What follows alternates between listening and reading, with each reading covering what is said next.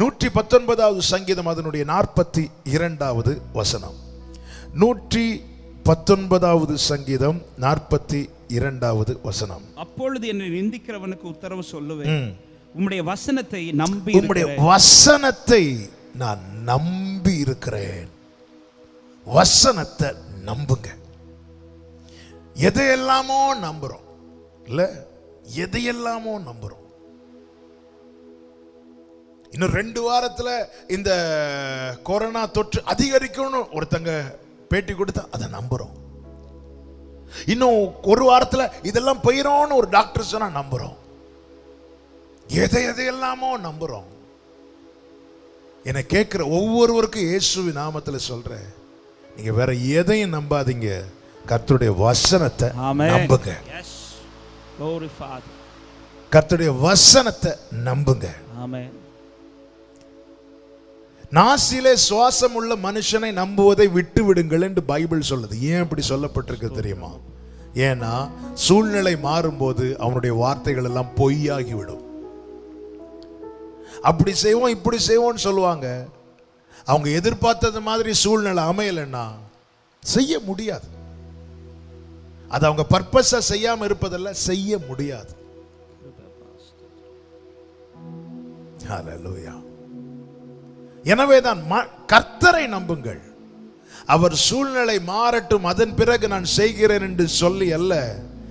கடல் காற்று பலமா வீசுறதுனால என்னால கடல் மேல நடக்க, பேதுருவே உன்னால காற்று வீசினா படகை ஓட்ட முடியாது, ஆனா என்னால கடல் மேல நடக்க முடியும். நீ உன் படகை நம்பாதே, நீ கர்த்தரை நம்பு. ஆமென். காற்று வீசுது, கடல் பொங்குது, பேதுருவால படகை ஓட்ட முடியாது, ஆனா கர்த்தரால கடல்ல நடக்க முடியும். கர்த்தரை நம்புங்கள், அவருடைய வார்த்தையை நம்புங்கள். தன் மகன் மரண அவஸ்தையில் இருக்கும் போது அவனுடைய தகப்பன் இயேசுவின் இடத்தில் வருகிறான். யோவான் சுவிசேஷம் 4வது அதிகாரம் அதனுடைய 47வது வசனம். இயேசு யூதேயாவிலிருந்து கலிலேயாவுக்கு வந்தார் என்று அந்த மனுஷன் கேள்விப்பட்ட போது அவரிடத்திற்கு போய் தன் மகன் மரண அவஸ்தையாய் இருந்தபடினாலே அவனை குணமாக்கும்படி வர வேண்டும் என்று அவரை வேண்டிக் கொண்டார். 49-50 வசனங்கள். அதற்கு ராஜாவின் மனுஷன், ஆண்டவரே, ஆண்டவரே, சாகிறதற்கு முன்னே வர வேண்டும், சாகிறதுக்கு முன்னே வர வேண்டும் என்றார். இயேசு அவரை நோக்கி, நீ போகலாம், நீ போகலாம், உன் குமாரன் பிழைத்திருக்கிறான், குமாரன் பிழைத்திருக்கிறான் என்றார். அந்த மனுஷன் இயேசு சொன்ன வார்த்தையை நம்பி போனான். அந்த மனுஷன் வந்ததே இயேசுவை கூட்டிட்டு போறதுக்கு. இயேசு கூட போகல, ஆனா வார்த்தை அனுப்பினார்.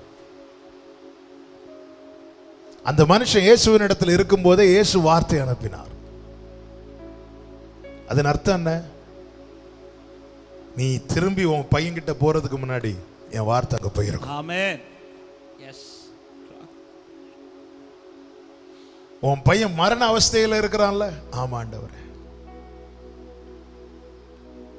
கடைசி சிச்சுவேஷன்ல இருக்கிறான் ஆண்டவரே, நீ திரும்ப உன் வீட்டுக்கு போறதுக்கு முன்னாடி கர்த்தருடைய வார்த்தை அங்க போயிருக்கும். ஆமென். அவன் இயேசு சொன்ன வார்த்தையை நம்பி போனான். நடந்தது என்ன? கீழே வாசிங்க. அவன் போகையில் அவனுடைய ஊழியக்காரர் அவனுக்கு எதிர்கொண்டு வந்து, உம்முடைய குமாரன் பிழைத்திருக்கிறான். இந்த வார்த்தையை சொன்னது யாரு? முதல்ல சொன்னது யாரு? இயேசு. என்ன சொல்லுகிறார்? உன் குமாரன் பிழைத்திருக்கிறான். இயேசுவின் வாயிலிருந்து புறப்பட்ட வார்த்தை உண்மை உள்ளது, ஜீவன் உள்ளது. அவர் என்ன சொன்னாரோ அதுதான் நடக்கும்.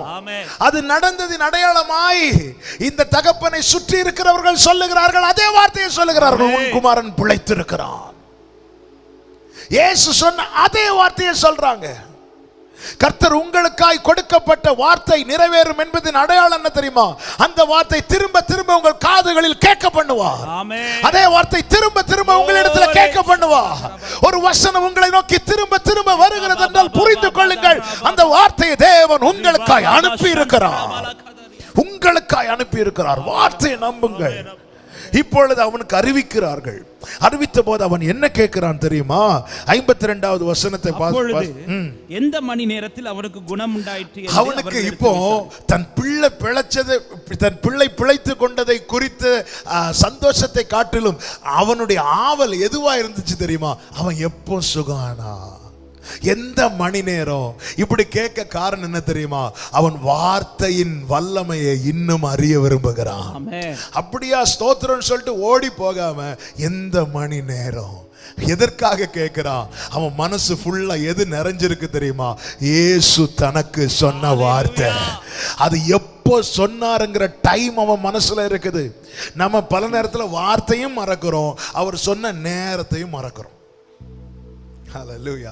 எது ரொம்ப ப்ரெஷியஸோ அது எப்போ கிடைச்சது. நம்ம சில குறிப்பிட்ட நாட்களை நம்ம லைஃப்ல மறக்க மாட்டோம். பிறந்த நாளை மறக்க மாட்டோம், திருமண நாளை மறக்க மாட்டோம்.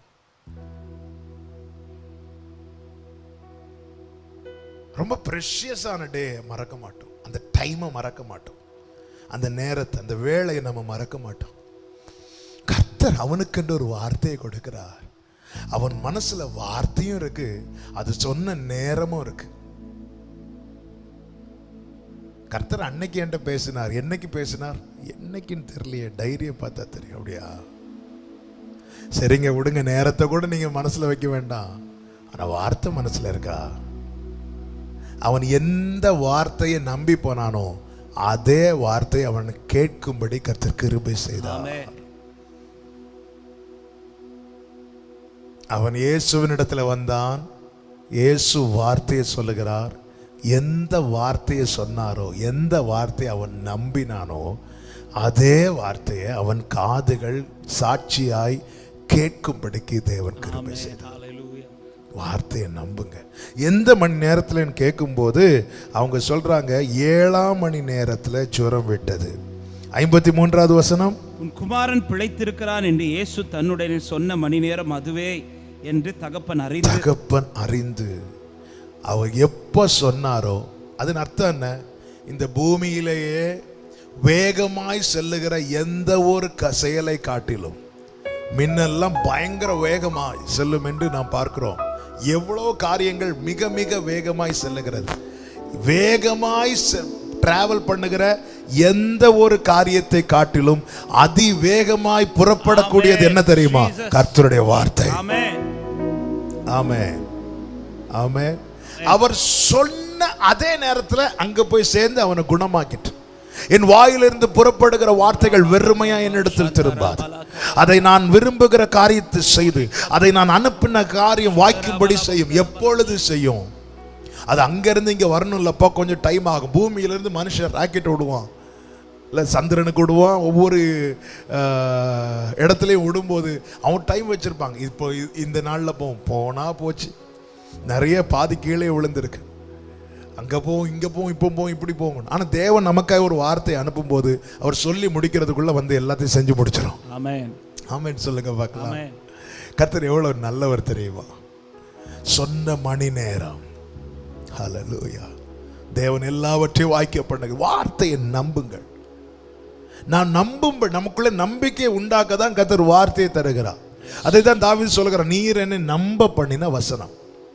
தாவீதை சிறுவயது முதல்ல எப்படி அவர் பேரில் நம்பிக்கையா இருந்தா என்று கேட்டால் தாவீது சொல்வார், இந்த வசனத்தை தந்து என்னை நம்ப பண்ணினார். எத்தனை பேர் நம்புறீங்க? இந்த வார்த்தையை நான் கேட்டுக்கொண்டிருக்கும் போதே கர்த்தர் வசனத்தை அனுப்பி குணமாக்குகிறார். ஹல்லேலூயா, ஹல்லேலூயா. எத்தனை நம்புறவங்க கைகளை உயர்த்தி ஆமென் சொல்லுங்க. வார்த்தையை நம்பி போனோம். இன்று உங்களோடு பேசப்படுகிற வார்த்தை, உங்களுக்காய் கொடுக்கப்பட்ட வார்த்தை, அதை நம்பி உங்க ஜெபத்தை முடிங்க. அதை நம்பி நீங்க ஆமென் போடுங்க. உங்களுக்குள்ள நம்பிக்கை வரலன்னா அவரை விட்டு போகாதீங்க. இயேசுவினிடத்தில் வந்து முதலாவது சொல்லுகிறான், வர வேண்டும் என்று வேண்டிக் கொண்டான். ஆண்டவர் சொல்ற, நீங்க அடையாளங்களையும் அற்புதங்களையும் காணாவிட்டால் விசுவாசிக்க மாட்டீங்கன்னு சொன்னதும் உடனே திரும்பி போகல. ஆண்டவர் அவன் சாகிறதுக்கு முன்னாடி வாங்க ஆண்டவரே.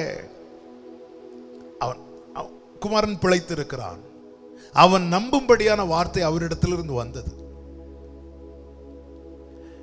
அதாவது எல்லாரும் ஒரே வார்த்தையை நம்ப மாட்டாங்க. விசுவாசத்தில் பலவீனமானவர்கள் உண்டு, விசுவாசத்தில் வல்லவர்கள் உண்டு. விசுவாசத்தில் வல்லவர்களுக்கு கொடுக்கப்படுகிற வார்த்தை அப்படியே விசுவாசத்தில் பலவீனமானவர்களுக்கு கொடுத்து அவங்களால கிரகிக்க முடியாது, நம்ப முடியாது. ஆமென். அப்ப அவங்களுக்கு எப்படி பேசணுமோ அப்படி அவர் பேசுவார். அவர் கரவலாடுகளை மெதுவாய் நடத்துவார், மெதுவாய் நடத்துவார் அவரை மாதிரி. ஹல்லேலூயா. உம்மை போல புரிந்து கொள்ள யாரும் இல்லையே, உம்மை போல அரவணைக்க யாரும் இல்லையே, நீர் போதும் என் வாழ்வில். ஆண்டவர் நீர் என்னை நம்ப பண்ணின, நான் நம்பின வசனம் இல்ல, நீர் என்னை நம்ப பண்ணின வசனம். நம்புங்க. நீங்க நம்புறதுக்கு தான் அவர் திரும்ப திரும்ப சொல்லிட்டு இருக்கிறார். ஆமென். இன்னைக்கு கூட சில வார்த்தைகளை அநேகருக்கு நினைவுபடுத்துகிறார். அவன் சொன்ன வார்த்தையும் மனசுல இருக்கு, சொன்ன நேரமும் மனசுல இருக்கு. சிலருடைய கேரக்டர் எப்படி, கர்த்தர் பிரத்யட்சமா அவங்களோடு பேசின வார்த்தையை அவங்க பர்சனல் டைரியில எழுதி டேட்டையும் டைமையும் போட்டு வைப்பாங்க. ஆமா, எதுக்கு இந்த நேரத்துல, இந்த நாளில், இந்த நேரத்துல என் அப்பா என்கிட்ட பேசினார். நல்ல பழக்கங்க அது, நல்ல பழக்கம்.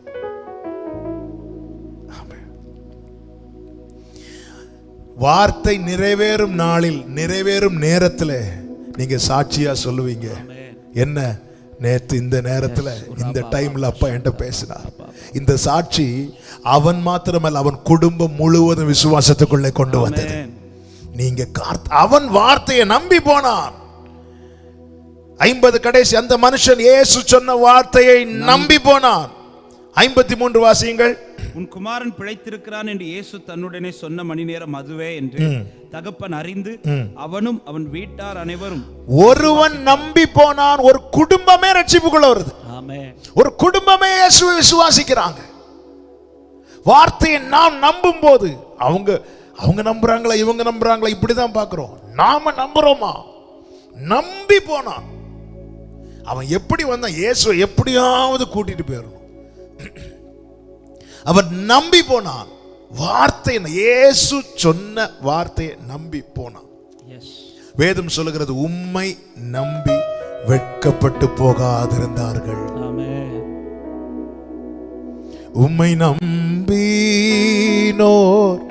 மாண்டதில்லை, மாண்டதில்லை, மாண்டதில்லை.